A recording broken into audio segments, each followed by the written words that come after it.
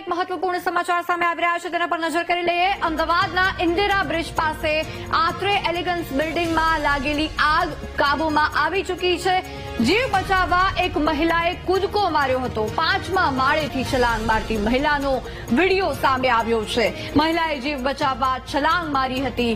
મહિલા હાલ સારવાર હેઠળ હોસ્પિટલમાં છે. 5 લોકોને હોસ્પિટલમાં સારવાર હેઠળ દાખલ કરવામાં આવ્યા છે. આગની ઘટનામાં હાલ તો કોઈ જાનહાનિ નથી. જે આગ લાગી હતી તેને કાબૂમાં લઈ લેવામાં આવી છે. આત્રે એલિગન્સ એપાર્ટમેન્ટના 4થા માળે આગ લાગી હતી, જે હવે કાબૂમાં આવી ગઈ છે. આગની ઘટનામાં હાલ તો કોઈ જાનહાનિ નથી, પરંતુ જે વિડીયો સામે આવ્યો છે આપ જોઈ શકો છો કેવી રીતે 5મા માળેથી મહિલા આગથી બચવા નીચે છલાંગ મારી રહી છે. હાલ એ મહિલા સારવાર હેઠળ હોસ્પિટલમાં છે. કુલ 5 લોકોને સારવાર માટે હોસ્પિટલમાં દાખલ કરવામાં આવ્યા છે. આગ હાલ સંપૂર્ણપણે કાબૂમાં આવી ચૂકી છે. ઘટનામાં કોઈ જાનહાનિ નથી થઈ. આપ આ દ્રશ્ય જોઈ શકો છો કે જે રીતના આગ લાગી હતી, એલિગન્સ બિલ્ડિંગમાં આગ લાગી હતી, એ પણ કાબૂમાં આવી હતી. અને હવે ફરી એકવાર આ મહિલા જે હાલ સારવાર હેઠળ છે તે જીવ બચાવવા માટે આવી રીતે નીચે કૂદી રહી છે. અમદાવાદમાં વારંવાર બનતા આગના કિસ્સાઓ જે ચિંતાજનક છે.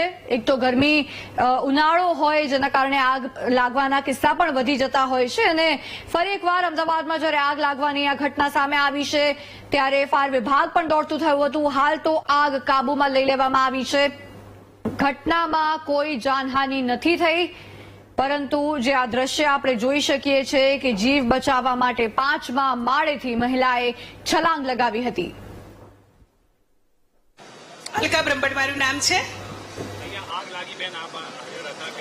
ચોક્કસ સાહેબ 6 વાગ્યાની આસપાસ હું માનું ત્યાં સુધી પોલીસની ગાડી અહીંયાથી જઈ રહી હતી. હું સેલ્યુટ મારું છું પોલીસના મિત્રોને કે એમની ગાડી આગ જોઈ ગઈ અને એમણે એમના સ્ટાફને જણાવી અને ફાયર બ્રિગેડની ગાડીઓને ફોન કરે. ફાયર બ્રિગેડ જો અહીંયા ફાયર સ્ટેશન હોત ને તો ફાયરની ગાડીઓ જલ્દી પહોંચી જાત. આજે ખૂબ આગ લાગી ગઈ.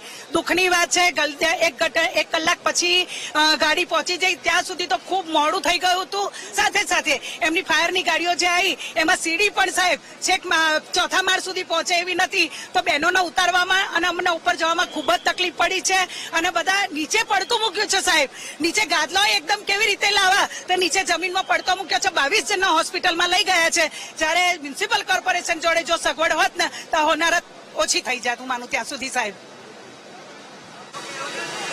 ઓમ Jadeja, divisional fire officer, Ahmedabad fire and emergency services. લગભગ 18:06 કલાકે અમદાવાદ મ્યુનિસિપલ કોર્પોરેશનના કમાન્ડ કંટ્રોલ રૂમ ઉપર ઇન્દિરા સર્કલ પાસે આવેલ આત્રેય ઓર્ચિડ બિલ્ડિંગમાં 4થા માળે આગ છે તેવો બનાવનો કોલ મળતા નજીકના ફાયર સ્ટેશનોથી ફર્સ્ટ રિસ્પોન્સ વ્હીકલ ઘટના સ્થળ પર મોકલવામાં આવે છે. ઘટનાની જાણ થતાં બીજા બેકઅપ મંગાવવામાં આવે છે. 4થા માળના 404 નંબરના મકાનમાંથી આગ પ્રસરીને 5મા માળના 4 ફ્લેટમાં આગ પ્રોપોગેટ થાય છે. હાલમાં ઘટના સ્થળ પર 22 જેટલા first response vehicle, water bowser અને એલપી જેવા સ્પેશિયલ વ્હીકલ ઘટના સ્થળ પર હાજર છે. આશરે 55 જેટલા ફાયર ફાઇટર જવાનો હાજર છે. પરિસ્થિતિ છેલ્લા 45 મિનિટથી કંટ્રોલમાં આવી ગઈ છે. સદનસીબે કોઈને જાનહાનિ કે ઈજાનો અત્યાર સુધી રિપોર્ટ મળ્યો નથી. ફાયરની ટીમ દ્વારા 27થી વધારે વ્યક્તિઓને એક્સટેન્શન લેડરની મદદથી રેસ્ક્યુ કરવામાં આવ્યા છે. ડિપાર્ટમેન્ટ આવે તે પહેલા 4 વ્યક્તિઓએ જમ્પ માર્યો છે તેવી પ્રાથમિક માહિતી છે. પ્રાઇમા ફેસીમાં લાગે છે કે આઉટડોર યુનિટ એસીનું જે કન્ડેન્સર હોય છે તેમાં બ્લાસ્ટ થાય છે અને આગ પ્રોપોગેટ થઈ છે. ઉનાળાના કારણે એસી ચાલુ હતું અને આ બનાવ બન્યો છે તેવી ચેરમેન દ્વારા અને બીજા આઈ વિટનેસ દ્વારા માહિતી મળેલ છે. 4 વ્યક્તિઓ ઇજાગ્રસ્ત થયા છે જેમને 108 મારફતે સિવિલ અસારવામાં મોકલવામાં આવ્યા છે તેવી લોકચર્ચા છે.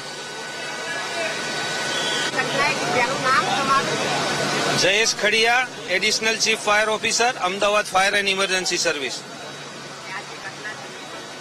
આજે સાંજના સુમેરે અહીં જે ઇન્દિરા સર્કલ આગળ જે આ ફ્લેટ આવેલા છે એમાં કોઈ કારણસર અચાનક આગ લાગી ગઈ.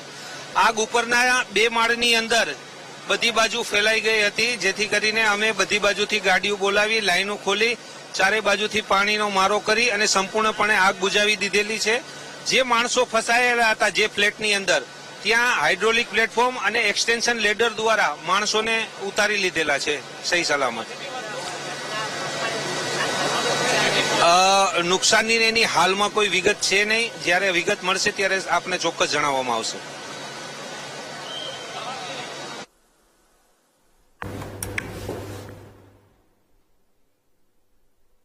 ત્રિનેત્રની હવે શરૂઆત